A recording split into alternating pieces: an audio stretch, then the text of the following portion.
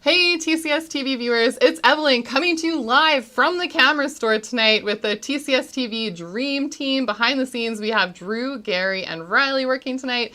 Thank you for tuning in. We have Uncovering the Magical Powers of Creativity with Erika and Lanny from Two Man Studios. And this is sponsored by Sony Canada. And this is a very special TCSTV Live because not only are we fortunate to spend some time about photography, traveling with Erika and Lanny, who are by far two of my most favorite photographers. They're the most down-to-earth real people that you'll probably ever meet or hear talking about photography. And I'm also excited because we are celebrating. It is the Camera Store's 25th year of being in business, and we have lots of stuff going on, a lot of virtual events. And so you can tune into all of our photography talks right here on our YouTube channel. If you're subscribed, just make sure you have notifications turned on. And you can also check out the full schedule at thecamerastore.com under the events tab. And on that note, if you registered for this event, we are going to be sending out a very special email with some exclusive Sony offers since they're sponsoring. And these are based off of Two Man Studios gear list that they sent me. And so we have a lot of really great deals, including $100 off a bunch of lenses, including some G Master lenses, and extra bonuses like memory cards, which of course you're going to need for those full frame cameras, and a free lens on the A7R4 and A7R3, plus for this event, if you make a qualifying Sony purchase, you can reclaim up to 10% back in savings on a single item. So if you're in Canada, you're interested in buying a Sony camera and you've registered, watch out for that email. If you didn't register, that's okay. We got you covered. You can just send me an email to evelyn@thecamerastore.com and I'll add you to that Sony deals list. But of course, that's not all. Sony's also sponsoring a contest on Instagram with us for the 25th anniversary. It is the Sony Dream Photo Contest, and you can win up to $1,000 towards your favorite Sony Dream Kit. So hit us up on Instagram at the Camera Store, and you can check that out. But of course, the best part about these live events is you get to interact with us and our guests. And so we have two options to do that. Of course, you can join the chat if you're logged into YouTube. If you're not, you can also send me an email to evelyn@thecamerastore.com. I'll be monitoring both, and we can get all of your questions answered during the Q&A at the end. Lastly, before I introduce our guests, I want us to do another shout out to Sony Canada. We do have some of their team in the chat with us tonight, so if you have gear questions, you can ask them, including Anthony and I believe Stuart, who are from the Sony Canada team with us tonight. So if you don't know our guests, Lanny and Erika are award-winning wedding photographers. That's what they're most known for. But they're the ultimate teachers in photography and light and have also developed their own studio photography workshops that you can check out. They have I think it's Two Man U, and they'll probably chat about that later. But their unique style and willingness to enlighten others makes them very inspiring to me. And I think that they're the most hilarious, romantic couple that I've ever met, and they're just real raw mountain people. I don't know how else to describe them, but they also have the most adorable kids, and they're like their little mini-me's, mini Erika, mini Lanny, that they've taken on the most epic journey around the world, and that's what we're going to focus on tonight. And so I want to welcome them. Lanny, Erika, how are you guys doing tonight? We're great. We're doing awesome. And I'm doing even better now that you've described us as one of the most romantic couples. You guys are so romantic. I've never been referred to as that before because normally we just bicker, and it's kind of what makes us hilarious. But well, we were chatting before we went live that I think the first time we met was at one of our wedding photography summit, and you guys were the models for one of the photographers, Andra Schramm, demoing. And so maybe that's why I have it in my mind that you guys are romantic. Oh yeah. Well, we don't touch each other very much, but we still love each other. Andres has touching each other. Andres has touching each other. That's right. And then of course we have some history because you guys now do talks around the world. You do lots of virtual stuff. But one of your first, I believe maybe your very first speaking engagement was with us too at a wedding photographer summit in 2012 maybe? 12 or 13, but you guys gave us the first opportunity to speak up on a stage, and well, even before that, we bought our first camera. Well, we bought our first camera from you. Several cameras from you, actually. Yeah. Thank you. And we were very nervous. I was just telling Evelyn before we went live here how the night before that presentation, we pulled an all-nighter. We were trying to memorize our notes, and it was It was also a different time with technology, so Definitely. things are easier now, and Yes. we're a little bit more honed at speaking now. And of course, I've heard you guys talk about your wedding photography in a very practical sense. And I mean, you guys are award-winning wedding photographers, but I've heard you say that you don't always like wedding photography and that it's maybe not your direct passion, but you bring passion to it. Well, we are gonna touch on that because you're right, and we're not gonna show many wedding photos tonight. Yeah. Perfect. Because it's true. Yeah, I would say I kind of feel like what you spend your time doing, it's either your job or your career or your calling. And wedding photography for me is very much my job. Photographing my kids is more of a career, and then teaching is more of my calling. So none of them could exist without the other, but wedding photography has provided so many opportunities for so many different things in our life. But in terms of the actual wedding photography, we take it seriously. We try and do the best job we can at it. But it's certainly not our passion. I mean, we didn't even have a wedding photographer at our wedding, so that tells you anything. And of course, tonight we're talking about uncovering the magical powers of creativity. And I know there's a lot of magic in the photography that we just saw in the slideshow. So why don't you guys get into it, and you can share some of your travels and some of the things that do bring you that creative joy. Awesome. Okay, so give us 20 seconds here. And I just got to press play here. Okay. And put that up there. I'm gonna just give us a few seconds to get set up here. The lens, are we still good on the lens? Yep. We're still good. All right. Okay. So here we go. So thank you everybody for being here. And as we already told you, we've got a long history with the camera store. So we're super proud to be here. When Madelyn told us about this 25th anniversary event, we were there without a doubt. It's kind of like a full circle thing for us. Yeah. So here we go. So we're going to start with this. We are the lucky ones. And I'm actually going to start with reading you guys a poem. And this poem is from the book called Unweaving the Rainbow. We are going to die. And that makes us the lucky ones. Because most people are never going to die because they are never going to be born. The potential people who could have been here in my place, but who will in fact never see the light of day, outnumber the sand grains of Arabia. Certainly those unborn ghosts include poets greater than Keats, scientists greater than Newton.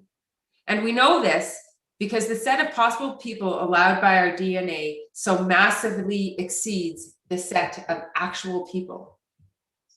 And in the teeth of these stupefying odds, it is you and I, in our ordinariness, that are here. We privileged few who have won the lottery of birth against all odds. So how dare we whine at our inevitable return to the prior state from which the vast majority of us have never stirred.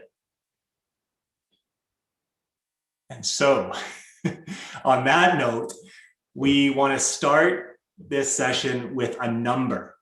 Okay, it's not a shutter speed, it's not an f-stop. Okay. Or a focal length. It's a probability. 1 in 10 to the power of 2,685,000. That's the odds that you exist at all. Okay, that's the odds that your dad met your mom and they talked and dated and stayed together long enough to have kids. That your mom's egg and your dad's sperm had just the right DNA to make you and not a slightly different person like your sibling. That every one of your ancestors reproduced successfully. And for each pair of them, the right egg met the right sperm. And that those odds happened each and every time for every generation, all the way back to single-celled organisms. Okay, that's the odds that your lineage of life remained unbroken for 4 billion years. The odds that you exist at all are 1 in 10 to the power of 2,685,000. Okay, that, just to put this in context, that's like if 2 million people got together to play a game of dice with trillion-sided die, and they all rolled the dice, and they all came up with the exact same 12-digit number. So the odds that you exist at all are basically 0. Mhm. And yet, here we are, living a life, not knowing anything, and yet somehow already knowing everything. If only we could remember. And that's what we want to try to do here tonight, help you remember.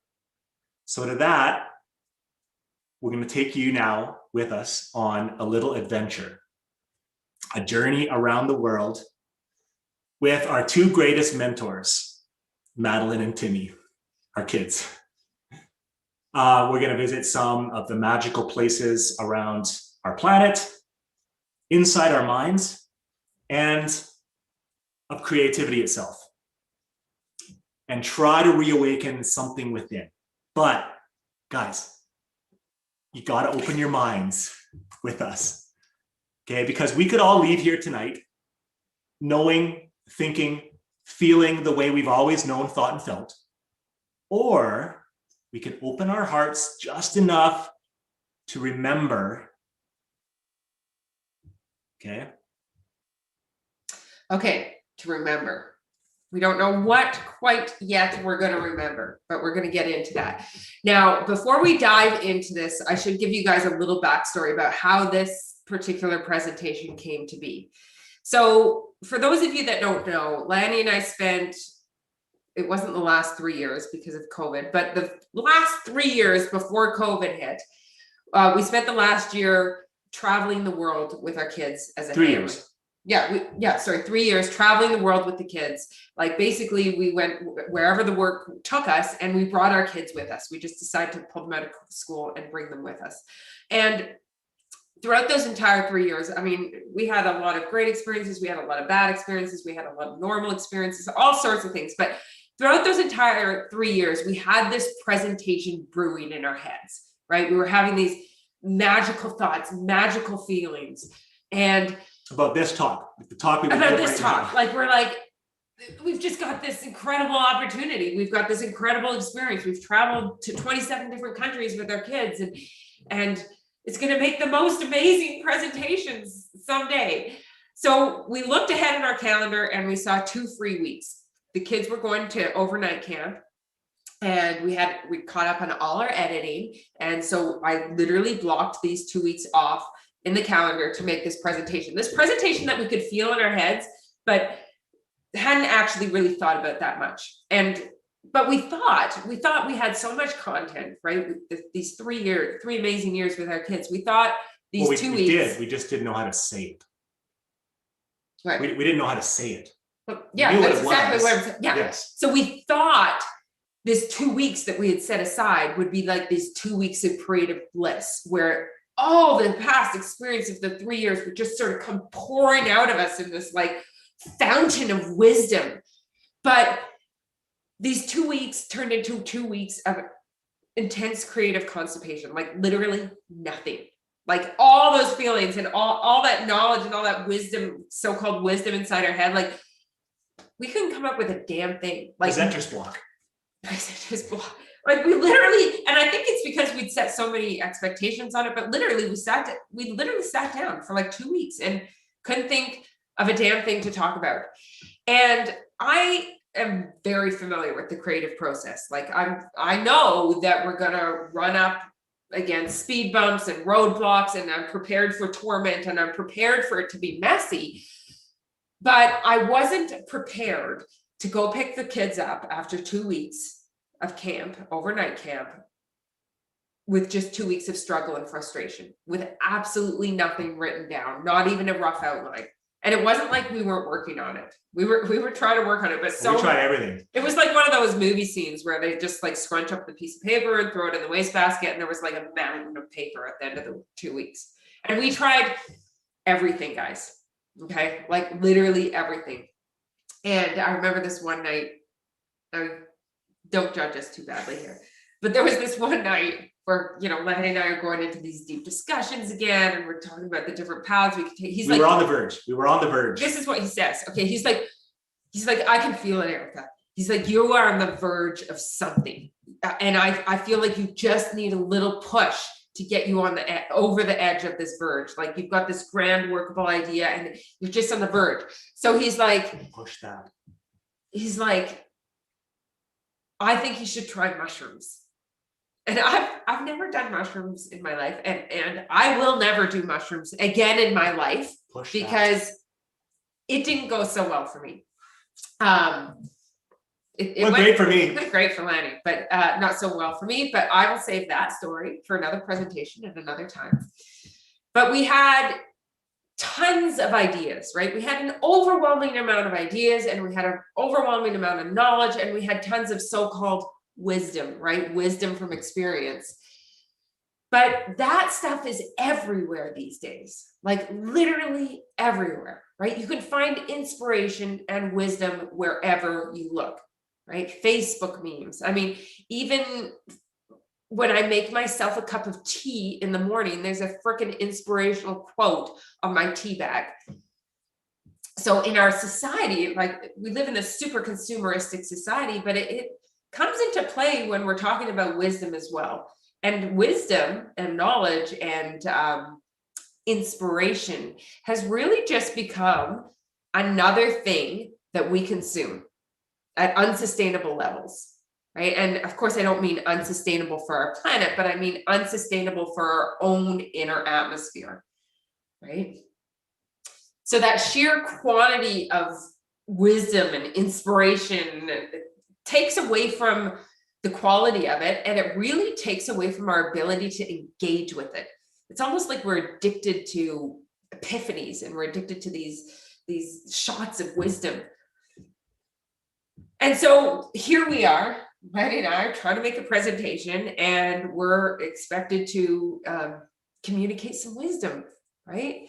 I mean, you can look at this photo of Madelyn here. She is wise. She is. She is very wise. But to be completely honest with you guys, we have come here live to this presentation without a single answer, right? Because we eventually realized through those 2 weeks of absolute torment that we didn't really know anything, which is a hard realization. But then we're like, maybe that's where the magic is, right? We might be on to something by not knowing. Yeah. And I mean, one of the first things that happened is, we kind of zoomed out and we saw the sheer comedy of struggling to show you the struggles of creating a presentation about the struggles of creating a presentation about creativity. But that struggle itself, we realized, is universal for all of us, especially artists. Trying to take something that makes every bit of sense in your mind and in your heart and turn it into something for the real world. Mm-hmm. So I'm sure you guys can relate to this. I mean, I think it's every artist struggle, right? We have this feeling, we have this desire, and then when we sit down to write, or we sit down or stand up to take a photograph, it's all of a sudden very hard to put in a 2x3 photograph, or to put on a piece of paper, or to turn into a movie, or whatever it is, or to turn into a painting, or whatever it is you're doing. But really, that element of not knowing is so much better than knowing. Because when you really think about it, you don't really want the answers. We think we want the answers. That's what our rational brain is telling us all the time, is that we want the answers. But when you have the exact answers, it erases all uncertainty. And uncertainty is everything, right? Especially in art. And all forms of art, whether we're talking wedding photography, family photography, photos of your kids, movies, writing, uncertainty is the essence of art, right? Uncertainty is what that 1 in 10 to the power of 2,685,000, yeah. Is that right? 2,685,000 is all about. That's uncertainty, right? And uncertainty is what brings adventure. Right? It's from this unknowing that we have limitless possibilities. When you know something, it usually means one possibility, a known future of complete and utter certainty. But the less we know, the more there is to question and the more possibilities there are, right? The people who are making a real difference in this world aren't necessarily searching for the answers. They're searching for the questions, the right questions, the important questions, right? Like in science, if you want to get to the answers that matter, you have to find your way to the questions that matter first. Einstein understood this, and it's really no different in art or in life for that matter. So I want you guys just to take a moment right now and think about something. When did you ask the most questions? And when did you know the least? When did you know the least? When you were kids. When you were kids. You knew the least and you asked the most questions. And ever since then, we've been gaining more and more answers and forgetting more and more questions. Our kids are imaginative geniuses. All kids are imaginative geniuses. Actually, only 94% of them. 94%.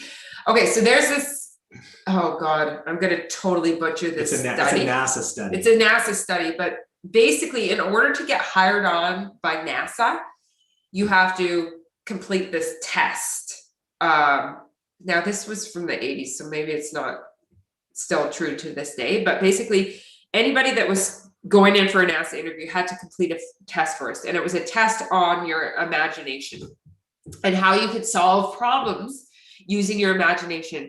And what was the percentage of adults that passed this test? Adults, it was like 3%. 3%? I don't even know if it was that high. I'm sorry, I'm totally butchering this test, but a very, very, very low percentage of adults that applied to NASA would pass this test. But 94% of 5-year-olds would pass the test. And the older the age group, the lower percentage of them were. Yeah, by the time they were 10, it was like 50%. The time they were 13, it was like 40%, and so on and so on. So kids are imaginative geniuses. Now, don't get us wrong. Kids can also be completely, well, our kids especially, Timmy especially, can be a complete asshole. Like the stories I could tell you about Timmy. But he is also amazing when it comes to his imagination. And one of the biggest things that we have noticed, and one of the biggest gifts we've been given traveling around the world with our kids, is just having that time with them, is observing them and how easy it is for our kids to access inspiration. And I don't mean inspiration by looking at someone else's work and saying, I want to try that. I mean, our kids can look at so many different scenarios and have an idea of what to do instantly. And we don't see it. We pick up our phone. It's true. More and more, right? Hopefully not. We're trying to get out of that habit. But our kids, anybody's kids, I shouldn't say our kids, are practice that art of being and becoming on a daily basis, but they don't see it as being and becoming. Of course, the kid wouldn't label it as that, and it comes from a part of their brain that isn't consciously thinking about practicing, right? It comes from a part of their brain that's innately curious. And it comes from a part of their brain that isn't governed by social norms or Instagram or the most popular trends. It comes from a part of their brain that is very essential and unique to them and them only, right? A part of their brain that we tend to get further and further disconnected from as we age into adults. But what if we could tap into whatever it was that made 94% of us imaginative geniuses? Right? How would that transform our photography or our art or our music? And more importantly, how would that transform our lives, which would in turn transform our art? Right? And the answer is, of course, in keeping with the theme of this presentation, is we don't know. So if you've come here tonight looking for answers, we're sorry, we do not have any. But What we want to give you is something far more powerful, and we think far more interesting as well. We want you to leave tonight. Yes, we want you to leave tonight actually knowing less than you know right now. Not with answers, but with questions. New questions. New questions. And they might not even be the right questions, but maybe, just maybe, ones that you never thought to ask or never thought to ponder, right? Those ones lurking beneath the surface. All right. So let's start with this one. First question. First question. What do you know? Wait for it. For sure. What do you know for sure? And the only difference between what do you know and what do you know for sure, when you really peel it back, is this is what you know. This is what you know for sure. Okay, and that leads into our second question, which is how intelligent are you? Which is focus question. It's a boring question, right? But the one that Sir Ken Robinson thought, the one that he thought to ask is far more interesting. And that's, how are you intelligent? Okay. Very different. So Madelyn and Timmy still, I mean, Madelyn's 13 now and Timmy's 11, but especially when they were a couple of years younger, they had these worlds. Madelyn's was called the land of somewhere else, and Timmy's was called the land of awesome. And they would go to these places in their dreams at night when they'd sleep, but also during the day. They would play together and go through these elaborative narratives together, imagining themselves in not even imagining, like they were there in their minds. They were actually, flying on dragons through this land of somewhere else. Not even together. Like I remember sometimes, I'd be like, Madelyn, who are you talking to? And she's like, oh, I'm just talking to my dragon, Pete. We're going, he's going up to snack on the clouds up in the sky. It was as real as it gets for them in their minds. Mm-hmm. And one of the things that we would do if we were traveling in someplace tropical with a beach, is we would often, because obviously we're homeschooling them along the way, and math was one of the few subjects that we actually had to make sure that we were like keeping up with the curriculum, right? Now, Lanny uses the term we here, but there was no we when it came to homeschooling. But anyways, Erika would have them doing math problems like they're doing here. They're doing math problems on the beach. We do like 4 + 5, blah, blah, blah. We have it all laid out. And they would do this for a while. And at some point, it wouldn't take long before they would just entirely lose interest and go and do something. Meanwhile, I'm reading my book. And then the kids would just run off and they start frolicking and they start playing and they go off to their special worlds. And we're watching this, and it would be easy for us to see like them leaving the math, giving up on the math and going to do this. They're getting behind the math. They're getting behind the math. You really got to make sure they're they're not intelligent enough, right? We need to do some more math. But when we would ask ourselves, how are they intelligent? As we're observing this, right? They're literally flexing their full strength of imagination. Okay, the difference between those two questions is everything. The first question is about intellect. And the second, far more interesting question is about innate intelligence. Two very different things, two very different ways of experiencing the world. Intellect comes from answers. And right? Logic. And logic. So it removes possibilities. Our innate intelligence arrives at questions. Okay, so it imagines possibilities because our intellect relies on data coming in from the external world. But our innate intelligence, that's the real us, the 1 in 10 to the power of 2,685,000, is far more interesting and powerful. First of all, it controls every single act in your body. Okay, all the stuff that you can't do with thought, every chemical reaction, every tissue formation, bacterial invasion that's fought off, all of that stuff is taken care of for us. And every living being has this. I remember when we were on our safari in Kenya, our guide, I remember him saying, if only we could interview animals, right? What we could learn from a wildebeest about wind direction, or a chameleon, right? About camouflage. About camouflage, or a flower. You know, it knows how to turn itself from a little seed in dark soil into this masterfully beautiful work of art. Flowers, you know, are insane artists. But none of that is acquired intellect, but it is intelligence. And it does all these miraculous things. But that's just the tip of the iceberg. Because beyond all of that, while our brains are constantly trying to work things out, our innate intelligence just knows. Okay? This is intuition, gut instinct. But we don't consciously know it, we feel it, right?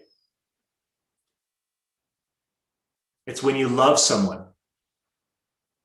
It's when you find your way to the questions your intellect would never think to ask. It's like none of Einstein's greatest discoveries came from his intellect. Apparently, he failed science. But his innate intelligence, okay, his imagination, led him to questions that intellect doesn't think to ask. And just like science, great art, art that moves us, art that makes us feel, that doesn't come from or speak to intellect. Okay, it's from and for our innate intelligence. So that's, I think, why our kids don't see art as being strange or different. Okay, why 94% of them are imaginative geniuses. Because we weren't born in this trap of intellect. Children are born with limitless identity, intuition. It's all, we're born with it.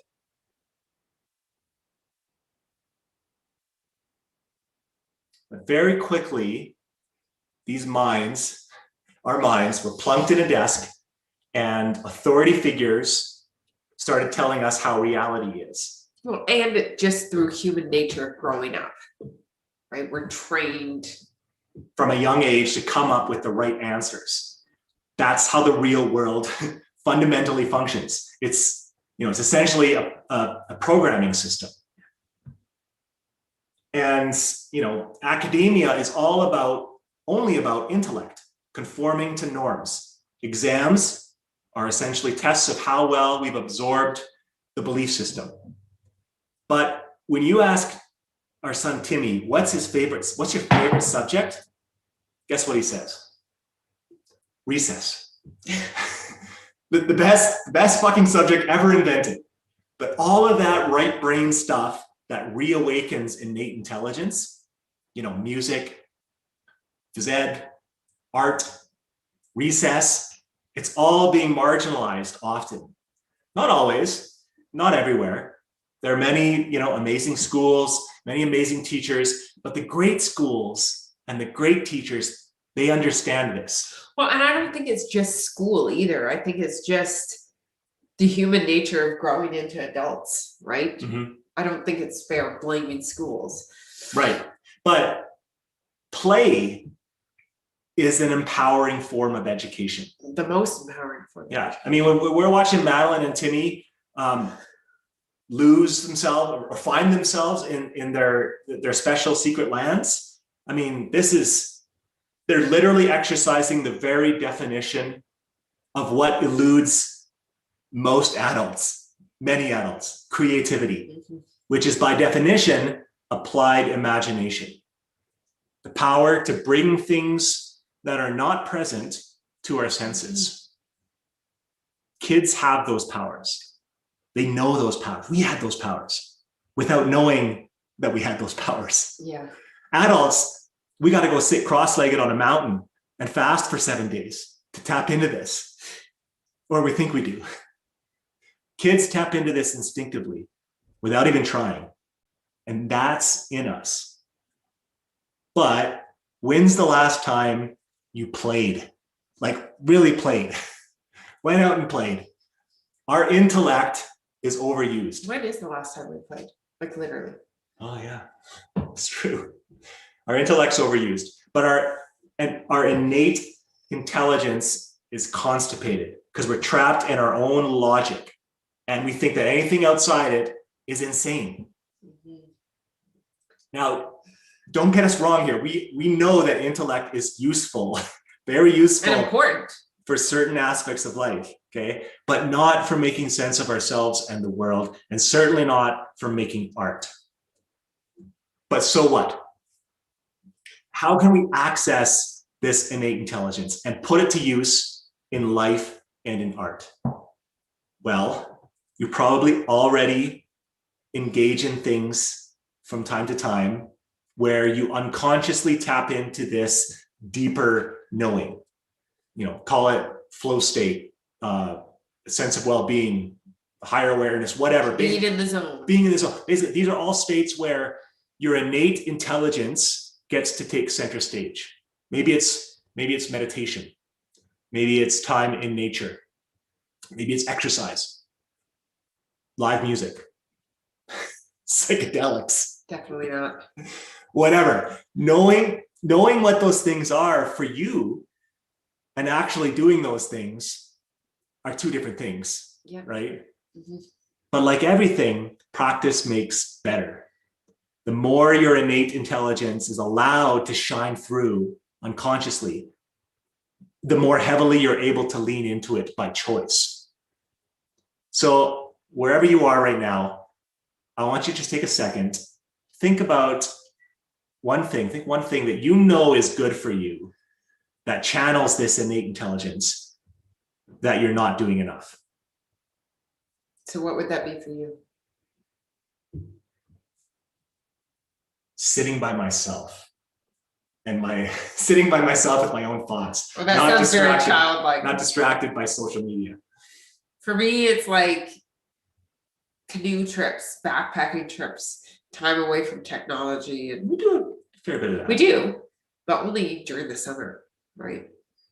We may have to turn the lights up in here or change our exposure. We're getting dark. Oh yeah, yeah. Now, as you're trying to think of something here, remember that one of the most beautiful, powerful answers that you could arrive at right now is, I don't know. Okay? There's something in that not knowing. And all of this long-winded bit was basically to say that inside of you is an untapped dimension of intelligence that's super powerful. It's not untapped because at one point it was right, but we can tap back into it. Okay. Yeah. It can't. You can experience again, and it can and will change the way that you experience the world. You already know how to access it because you have. You were born that way. You just have to remember. Brings us to the next question. You just have to remember. I mean, it sounds so simple. We're making it sound so simple, right? Like you just have to remember. But it's like we spend all of our childhood trying to be adults, and then we spend our adulthood trying to tap in. Remember how to be kids. Remembering how to be kids. So, especially as artists. Yeah, if totally. If we want to live a creative life. Yeah. So we're gonna go on to the second question now. Third question. Okay, because we've waxed eloquently enough about that question. Might have been a little bit long-winded, but the next question, without an answer, in case you're needing a reminder, is what is my voice? Or more specific to artists is what is my style? And this is a question. I mean, Lanny and I teach workshops. We've taught workshops all over the world. We've currently got a cohort of about 350 students that just went through an online workshop with us. And this is probably one of the most common questions I get, or one of the most common struggles that I see artists going through, which is, I haven't found my voice. I haven't figured out what my style is yet, especially at the beginning of their career, right? And many of us, I mean, we went through this struggle as well as photographers. We occupy so much of our mental bandwidth with this question. Like, what is my style? Right? Because once we get past knowing how to use our equipment, right? That's the easy part. figuring out f-stops and shutter speeds and ISOs, once we get past knowing how to do that, we ask ourselves, okay, how can I use this equipment in a way that expresses my uniqueness? And that's a much harder question to answer. And how do you find that uniqueness? How do I, the big buzzword these days is, how do I create authentic work? That term for me is the most intimidating phrase in our business. How do I create authentic work? And this once again boils down to perspective, which is really, how do I see the world? When we're saying, how do I create authentic work? We're saying, how do I see the world? But knowing how we see the world isn't just as simple as seeing, right? We have to see how we see the world, which is very easy to say, but very, very hard to put into practice. But again, kids are really good at this, right? Because they don't see it as seeing the world. They just see it as being in the world, with thanks to that innate intelligence that Lanny was talking about, right? And they have a really keen sense of what they're interested in and what they're bored with. Kids have an incredibly keen sense of what they're interested in and what they're bored with. And so their voice shines through everything they do and create, right? And so this elusive style or this elusive voice that we're all looking for in our work has nothing to do with technique. It has nothing to do with what kind of camera we use. It has nothing to do with what kind of filters we use. It has nothing to do with our editing. It has nothing to do with your light and airy or your dark and moody. It's simply about finding interest. That is it. Right? And the reason that there's so much confusion around this, I think, is because most workshops and most classes and most books that we pick up as photographers focus on how the photo was made, right? The techniques that were employed, the f-stops that were used, the filters that were used, the editing technique that we use. But rarely do we ask ourselves, why did the photographer take that photo? That's it. Why did the photographer take that photo at that moment? And that is the more important question, right? And when you think about it, those are the three fundamental choices that we make as photographers, right? What are we actually going to photograph? Where are we going to put our cameras? And at what point are we going to press the shutter? If you simplify photography down, those are the three elements, right? Often what we photograph is not determined by our interests. Often it is, but I am seeing more and more these days, especially in the age of social media, often what we choose to photograph is boring, especially as wedding photographers, okay? Week after week, session after session, right? Like I see wedding photographers, hanging a pair of shoes in a tree. Are they really interested in those shoes hanging in a tree? Now, if they are, yes, go and photograph that. But my guess is that 9 out of 10 of those photographers photographing those shoes in the tree have no fucking interest in those shoes whatsoever.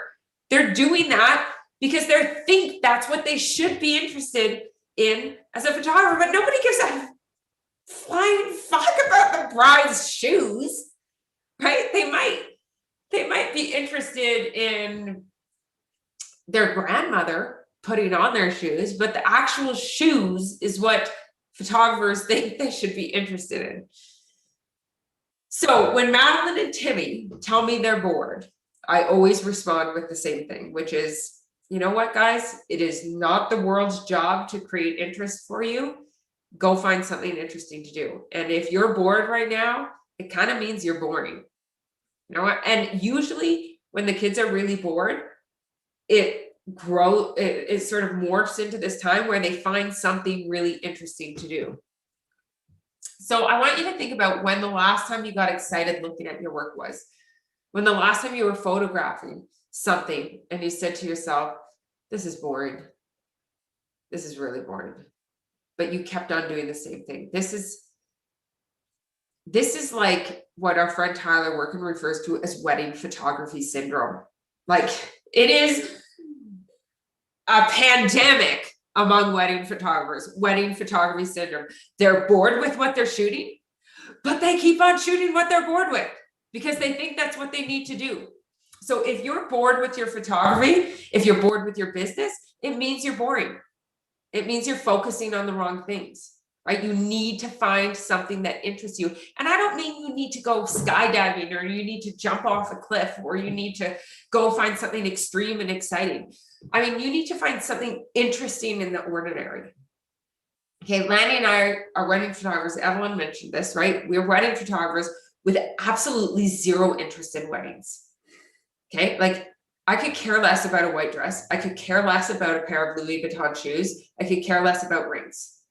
And I could care less about cake cutting and stuffing cake into somebody else's mouth. I think those rituals are kind of ridiculous, right? Most of the sort of traditional stuff associated with weddings literally makes me... The surface stuff, the pageantry. It kind of makes me roll my eyes, right? And given that we make our living as wedding photographers, this is kind of a terrifying thought. But here's what I do find interesting, right? I find people fascinating, especially old people and young people. I find relationships fascinating.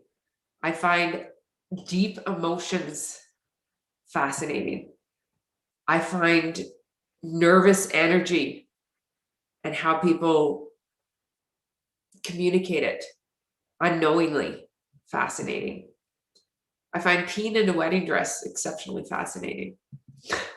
I find drunk groomsmen who tear their shirts off on the dance floor kind of fascinating. So if you want to make interesting work, it's not about learning how to use your camera. It's about learning how to find interest in what you're actually photographing. Right? And photography at its very core is just a tool. It's a tool for expressing an interest in something else. Right? We try and make it something bigger than that, but it's not. It's a tool for expressing an interest in something else. So if you're not finding an interest in what you're shooting, your photos, as a result, are going to be boring. And what draws many of us, at least initially, into the craft of photography is not an interest in what we're shooting, but an interest in actual photography, right? In the gear, in the gels, in the settings, in the flash, in the star trails, like all the technical stuff. That's what initially draws a lot of us to the photography, but that gets old really fast. Okay, that interest in actual photography and photographic gear and techniques is going to take you about this far. Right? But if you have an interest in what you are actually photographing, that's going to take you so much further. Right? And in this age of social media, it is very hard to know what you find interest in. Like, this is a lifelong journey because it changes day to day. What I'm interested in changes day to day, month to month, year to year, depending on where I'm at in my life. But with Instagram and Facebook and all that inspiration that we're flooded with every day, we think we get an idea of what we think we should be interested in as opposed to what we are actually interested in. It's very hard to get below that inundation of inspiration and actually find what you are actually interested in. This is not the case with our kids at all, right? And I'm going to just give you a little example here. I'd like to read to you a journal entry that Madelyn made, because they used to journal every day. Well, we made them journal every day when we were on our trip. So this is one of the Madelyn's journal entries. Okay. So today, Timmy and I played the mermaid game. I had a pet seahorse named Lumiera. She was pink. My mermaid tail was green. Timmy had a pet penguin and an orange mermaid tail. Then Daddy came into the pool and Timmy hanged off him. It was so funny that I fell off Daddy into the water. P.S. We also went to the Taj Mahal. So that is one of Madelyn's many journal entries, right? And so what I find most interesting when I read through the kids' journal entries is that they don't see our day-to-day in our lives, they see our day-to-day and our lives completely differently than Lanny and I judge. What they find memorable is completely different from what we judge as memorable. What they see as exciting is completely different than what we judge as exciting. My journal entries, when I try and sit down and write in my journal, it's one of the most difficult tasks that I do every day. But they are guided, I'm getting better at this, but they are guided by the obvious, right? They're guided by what I'm supposed to judge as beautiful, what I'm supposed to judge as awe-inspiring, what I'm supposed to judge as special, right? Going to the Taj Mahal, why would I write about anything else other than going to the Taj Mahal that day? The kids' journal entries are guided by their innate intelligence, by what they truly find interesting, which is being mermaids and penguins in the pool. And I'm not suggesting that we as adults should find interest in being mermaids and penguins, but I'm suggesting that we pay attention to what we find interesting, and more importantly, what we find boring. And that we work to find a more interesting life, okay? And I don't mean by changing your behavior or by changing, by doing extreme things. I mean by looking for more interest in your daily activities, in your ordinary. And that, once you see it, that's going to shine through in your work. But it won't shine through in your work until you notice it. Okay. Oh, I did want to mention one other thing about that. Because I do feel really strongly about this, especially in the age of Instagram and Facebook, which is a place a lot of photographers go to look for inspiration and look for ideas. And one of the practices that has really helped me in terms of finding what I'm interested in and sort of tapping into that innate intelligence is to try and get into the habit of creating before I consume. So when I wake up in the morning, I intentionally don't have my phone in my room, and I intentionally do not go on Instagram or Facebook until after I've created something. Okay, and that doesn't, when I say create, I don't mean I've necessarily created a photo or I've created a newsletter. I mean, I have intentionally put some work and into noticing what I notice, right? Whether it's the way the water drips down the glass door of our shower, or the way the mountains look this morning in their specific light, or the way Lanny's hair looks after he goes to bed with wet hair, or whatever it is, right? Intentionally noticing what I'm interested in. It's very hard to do that when you consume first, right? When you've gone on Facebook or you've gone on Instagram and you've looked at other people's interest instead of your own. Mm-hmm. Yeah. Okay, so next question. Sorry. Okay. Next one. Yeah. What are your goals? And maybe just take a second right now and think about a couple goals that you have. Maybe write it down. Okay. And if you want to like narrow it down a little bit more specific, something that you hope to achieve within the next year. Okay. What's your goal? But here's the thing about goals. They don't determine your life. Your goals don't determine your work. Your photography, your life, is an absolute reflection of one thing, two things actually, but not your goals, not your desires, but your values and your standards. Because goals don't determine what you actually do, because goals are shoulds, right? I should get fit. I should floss my teeth. But shoulds don't happen. If they do, great. But if they don't, which is most of the time, it's a little disappointing, but we kind of knew it wasn't going to happen. Because goals rely on willpower. But willpower, and this has been scientifically, physiologically proven, is finite. It's a limited resource. But when we know that something is a core value, a standard for it, an absolute must, it's not a should, it's an absolute must. We find a way or we make a way. Okay. We say, this is how it's going to be. And so we follow through on it because we've attached it to our very identity, which changes everything. How we live, how we raise our kids, how we run our business, how we shoot. Our values led us into teaching workshops. We value lifelong growth and development and shared in-person experiences. It's our values that make us commit to our compositions so stubbornly and shoot through the moments and wait for the rebounds. We value patience and commitment and storytelling. All of these things reflect the values that have become us.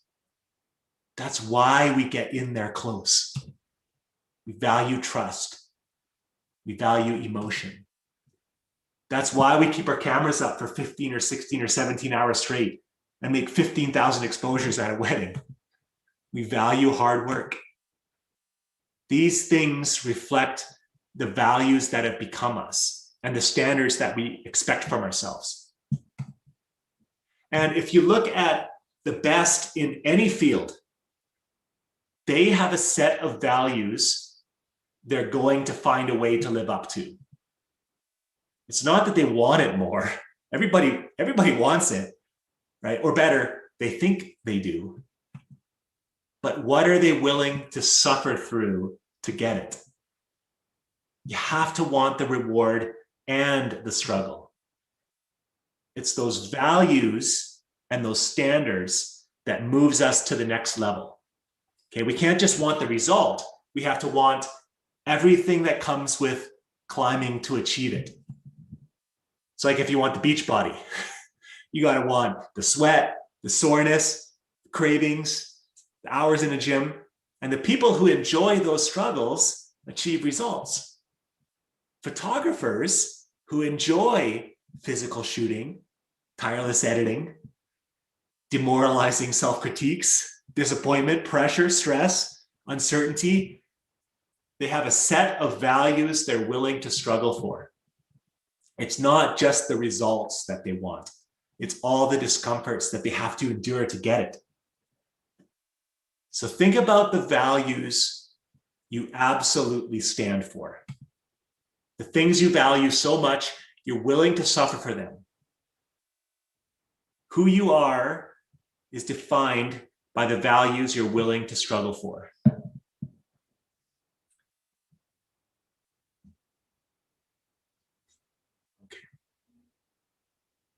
Oh, what's going on here? No, just click. There we go.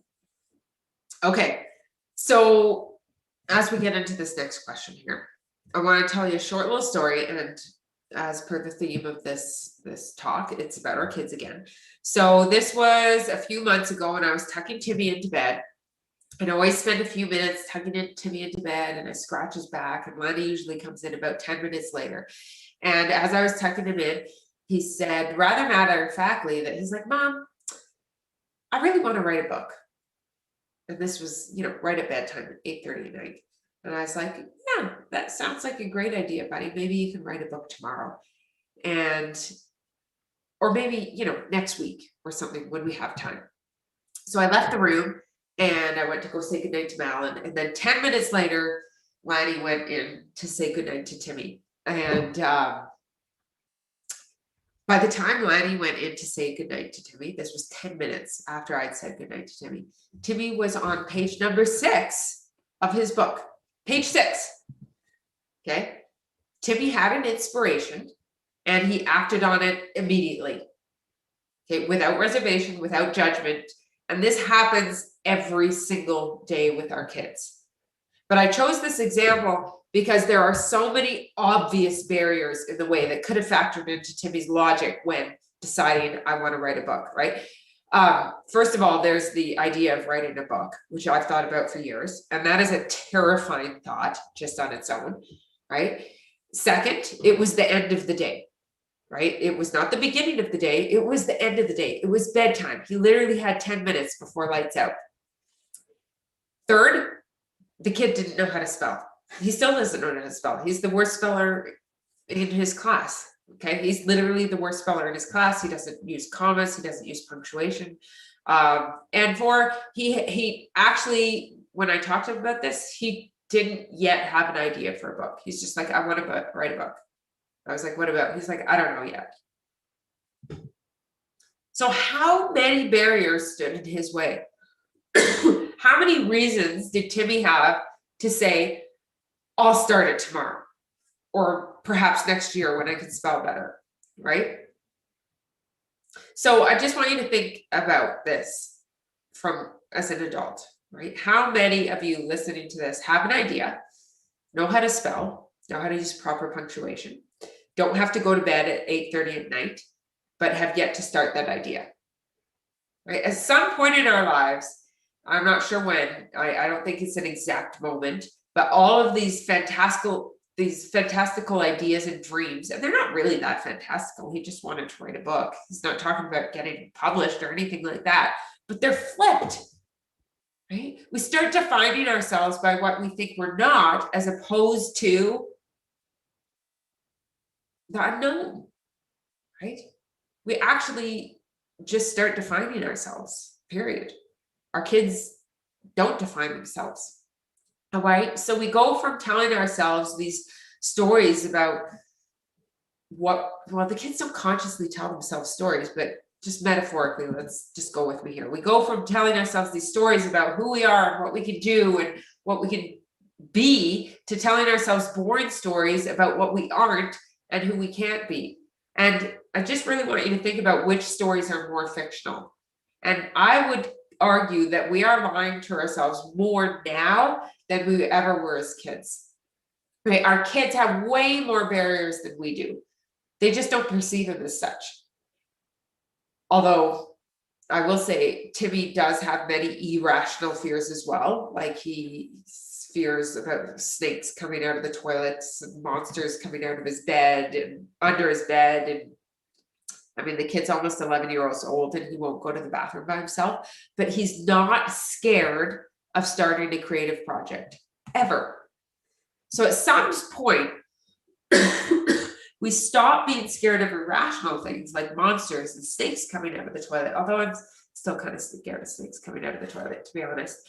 But we start being scared of even more irrational things, like people not liking our art or judgment from others.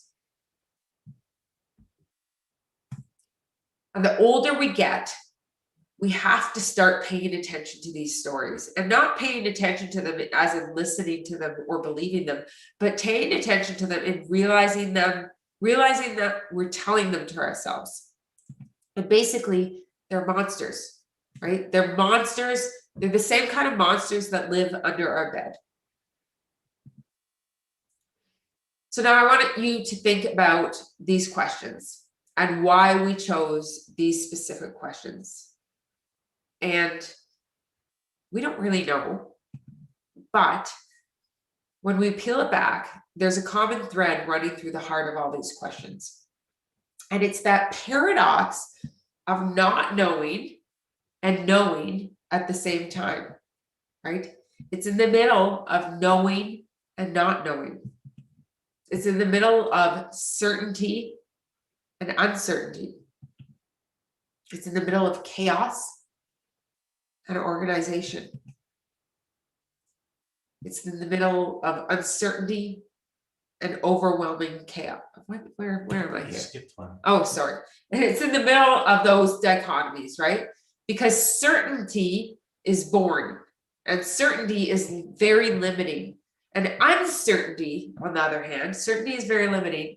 Complete uncertainty is overwhelming and chaotic. But what exists when we're balancing between those two extremes? Between knowing that we don't know, between certainty about our uncertainty, between chaos and organization. What balances between those two dichotomies? So what balances between those two things is humility. Right? Humility that you don't know, but you also don't know. And this is where adventure lies. But you also don't know. Oh, sorry, what? What did I You say? said humility between you don't know, but you don't know. Sorry, I meant between you know, or you don't know, but you also don't know. And that's all. You don't know, but you also don't know? No, I said you know, Oh, okay. and you also don't know. You're mishearing me now. Okay, and that's where adventure really lies.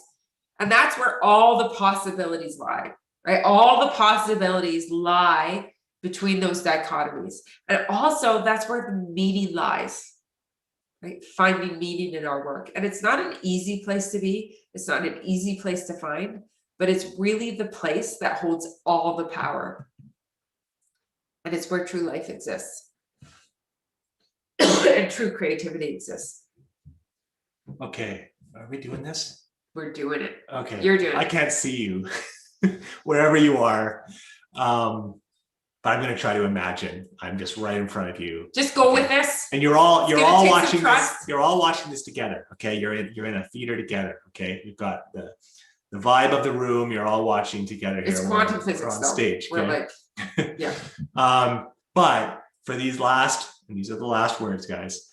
I want you to gently close your eyes. Stay with me, okay? I want you to close your eyes, and don't worry, the photo's not going to change. Okay, so you're not going to miss anything. Okay, so you can just listen, and you don't have to. Okay, only if you'd like to. Do it. So now, Do it. Close your eyes, guys. now, whether or not your eyes are actually closed, I hope they are. You can't do this part, so let's skip that. Oh, okay. What are you doing? Just let me. Okay. Okay, so our eyes are closed. Now I want you to just give yourself the permission to be and feel anything. Okay.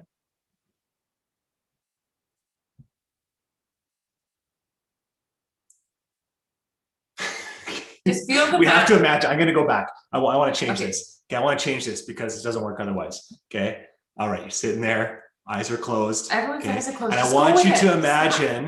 I want you to imagine that you're actually you're listening to this together with everybody else who's listening to this right now, live. Okay. And imagine that you could reach over and you could hold hands with the person beside you. Okay.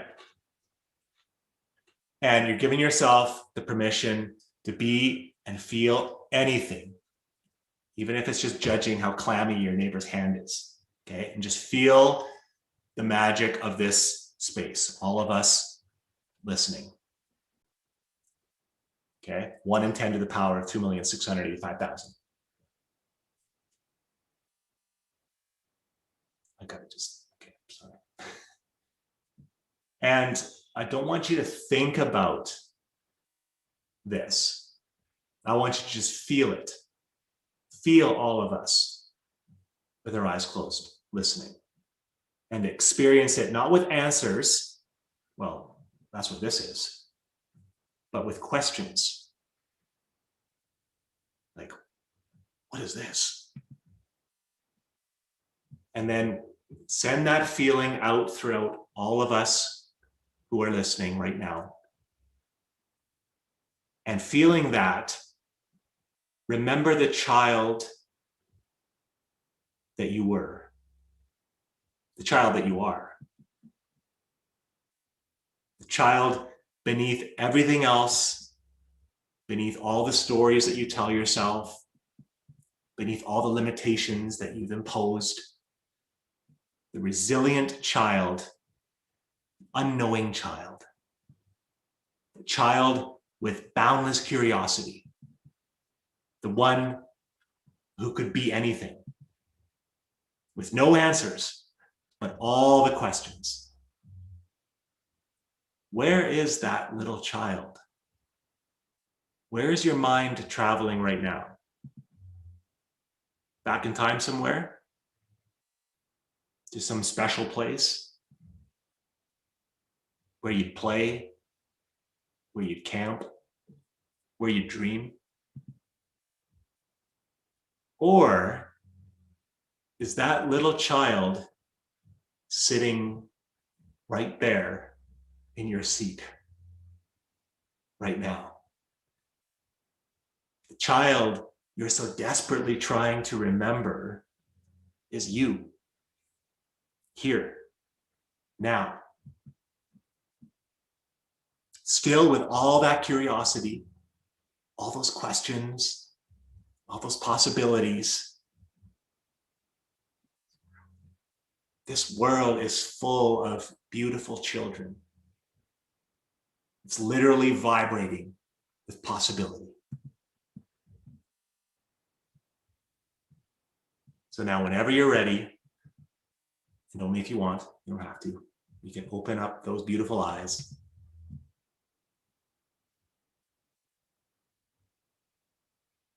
And let go of your neighbor's hands.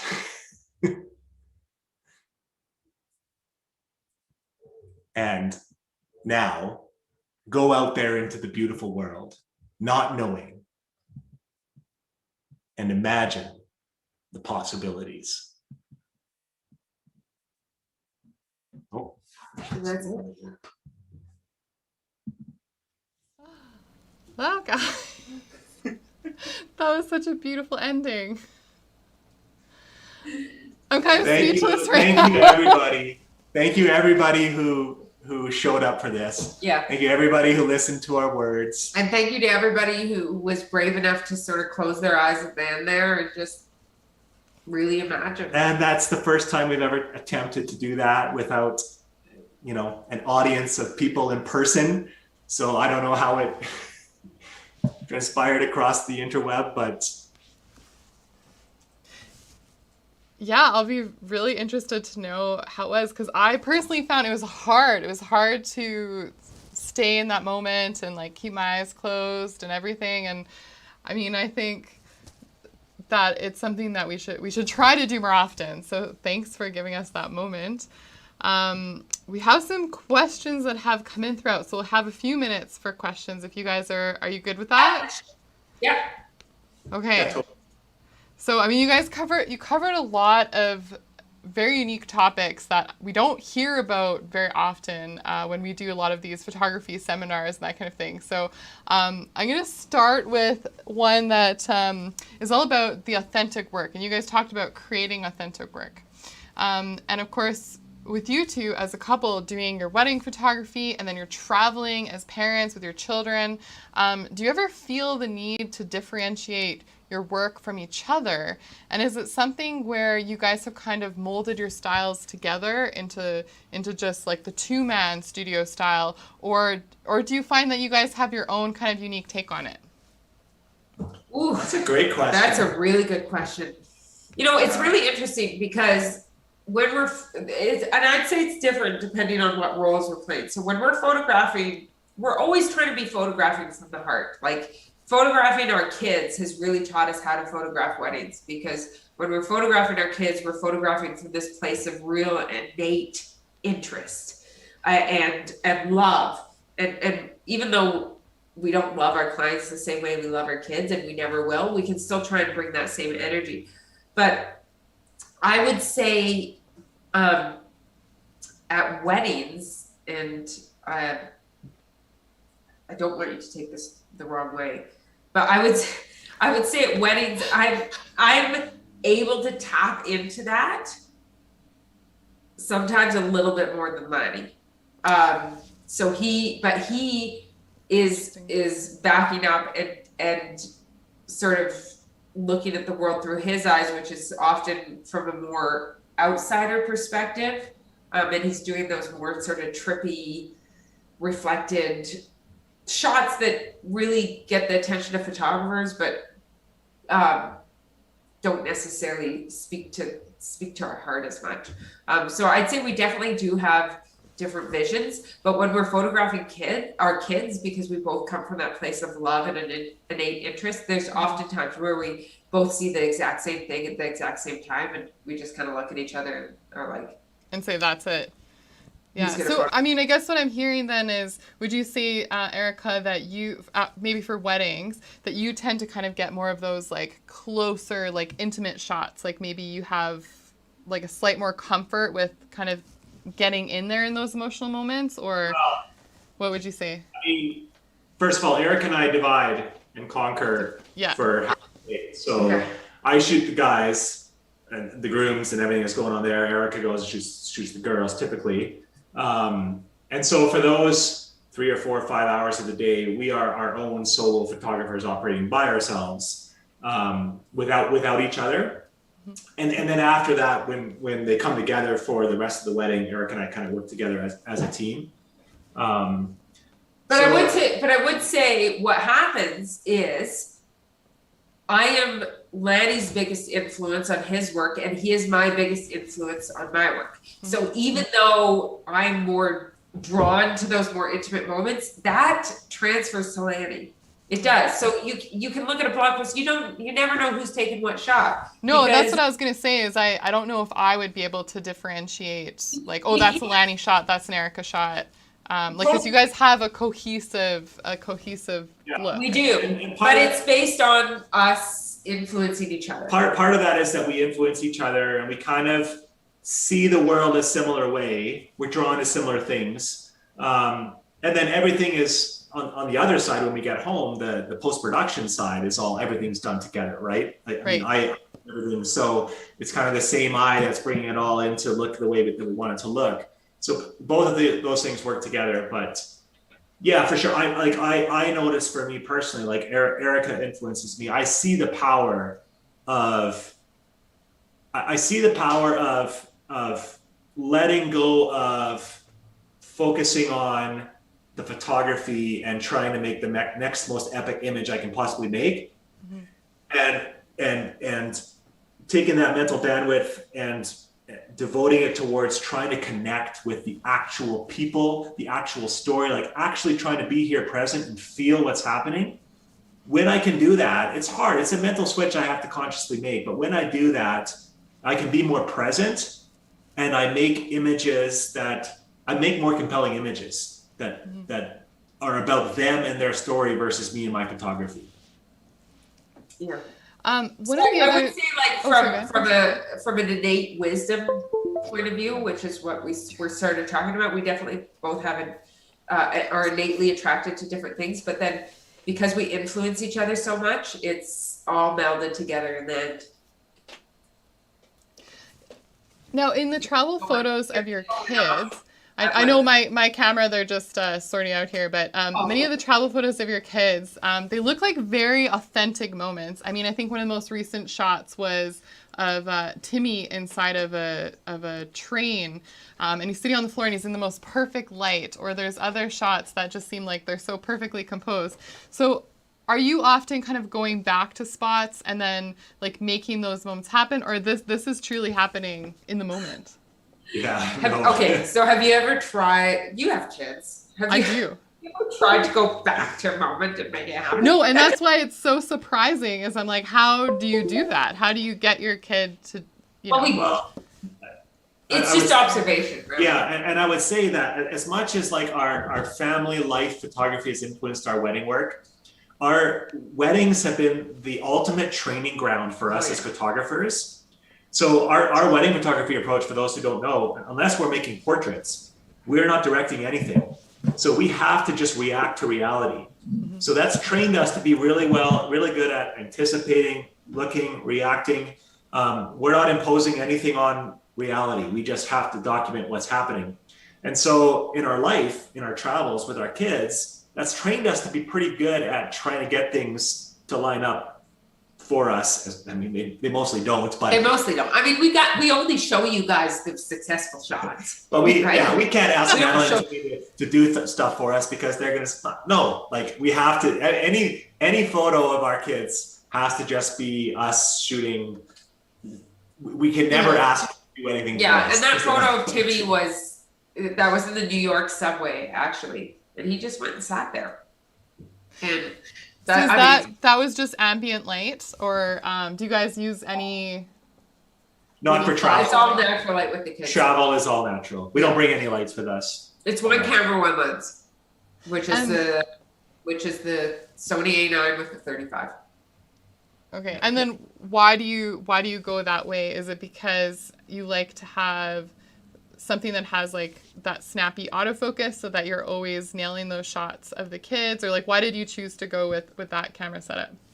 we just want to be light and fast as possible. Even on the wedding day, like we've simplified our gear on the wedding day to minimize the number of technical and gear decisions that we have to make, because it just takes up mental bandwidth. And then when we're traveling, especially, right, like size, weight, we want to be one camera, one lens always. So it's all mental bandwidth is just on the moment and the composition and the light, and never thinking about the infinite possibilities of all the other lenses we could use and all the other. But maybe the question you're getting at here, Evelyn, is why that camera and that lens. So we used to shoot our family with, well, the first one we used was the Sony RX1R. I don't know, there was like tiny little fixed lens. Then we moved to the Fuji. Unfortunately, what happened is we used to shoot Canon with our weddings, and so we had basically two sets of gear. We had the gear for our family, and we had the gear for the weddings, because at that point the Fuji wasn't good enough to shoot the weddings with. The A9 came out. When the A9 came out, it was finally a camera that was good enough to do our personal work with small, discrete pancake lenses, and our wedding work with, which is why we use it now. Like it's the only camera that was able to bridge those two worlds. Basically, it was the first one that was able to bridge those two worlds. And then what about when you are traveling? Like, what would you consider to be like your desert island lens? If you could only bring one lens with you on a trip, or maybe you only do bring one lens on a trip, what is that? What focal length? Mine is, I love, our Sony has a 28 millimeter f2.0. Tiny little pancake. It's wide, but not too wide. And 2.0, pretty darn good. That's my go-to. If one lens, that's the one. I'd have a really hard time with that. Either what Lanny said or the 60-35. But I don't like the 60-35 for family because it's too big. Like I like having that really small one. It's nice type. Yeah. Yeah. But every once in a while, I just like to get so close. Like I'm just like such a close shooter. Every once in a while, that 35 prime just isn't quite wide enough. The reason I wouldn't want the 16-35 is because I love primes, because it's one option. I can just like mentally, I can just hone in on that one focal length. I know exactly where I need to go with that one camera to make the photo. I don't have the option of zooming, so it just simplifies my focus. So you like having a little bit of that limitation so that you're kind of forced to. Yeah. The more limitations, the better. But my favorite photo I've ever taken in my life, which I haven't shown in this presentation, it's one of the photos I show to our workshop participants at the very end of the workshop, and it has a very sort of big story that goes with it. My favorite photo I've ever taken in my life was taken with the 16-35 and would not have been possible unless I had that extra little bit of width. And it's also the photo that has changed the way I see the world. Like so for that reason, I have to go with the 16-35. Like if I had never taken that photo, think about the difference in the trajectory of our career. Like, so it's like that one photo has changed our career, and it's not a wedding photo, just so you know. But so I think I have to stick with the 16-35. There you go. All right, there was a couple more questions that I was hoping to touch on just from the chat and from the emails. And so from Randy, this actually ties into your talk about the wedding photographer pandemic, not to be confused with the other pandemic, but just talking about how you use the term the norm and what they see and other wedding photos that they expect. So do clients play a role in this, in sort of creating this idea of, the theatrics and the norm that people expect from their wedding photographer? Great question. Big question. Yeah. Big question, yeah. There's a lot of strategy that goes into it before we even get to the wedding. Yeah. In terms of making sure that our clients and us are on the same page. Yeah. Right? Well, and the most important thing to making good and better work is to have good and better clients, right? When our clients are expecting a certain quality from us or a certain approach. Like that is what really drives our work. So it cannot, the strength of the client cannot be underestimated. But by good and better clients, Erika's not talking about budgets or venues or locations. She's talking about priorities and values being aligned with us and our values, so that their expectations are what we do, essentially, right? Well, and that starts from the very first time they visit our website or the very first time they see us on Instagram, right? We put a ton of intention and effort into posting photos of what we value, right? What we find important. And we realize that there's often a big difference between the photos that get attention and the photos that attract the clients we want. And so we have to have a mix. And so like for our Instagram, for example, we've got a 4-to-1 ratio for every portrait we post, because the portraits are the ones that get the likes, the portraits are the ones that get the comments, like they're the ones that get us the following, but they're not what we value. So for every portrait we post 4 moments. And they're not the ones that speak to our prime clients. Yeah. Right. What draws in the clients that we really want their weddings are the more the moments and the emotional photos. And so for us, it's very important before they've even hired us that we've communicated, okay, this is our approach, this is what we believe in, and this is why we do it. And you know, so that they're fully aware that it's not a photo shoot with us. It's your wedding. Yeah. We're there to document it. We're not going to tell you what to do or not, or what not to do. It is what it is. And the right clients are going to hear that and say, yeah, that's what I want. Mm-hmm. And the wrong clients are going to say, whoa, I don't want that. And they don't hire us. There's somebody else's client. That's great. So that's important. Of course, they have to be on the same page. We have to be as transparent as possible with our process and our values, and this is what we do and why. And at multiple steps along the way. So they have to love the work and they have to want that approach from us. And those are the clients who are going to hire us. And so that's what gets us on the same page. Yeah. Mm-hmm. Yeah. So I guess just to wrap things up, what I'm curious from you guys is, with things the way that they are in the world, what is next for you and where do you see your creative journey going?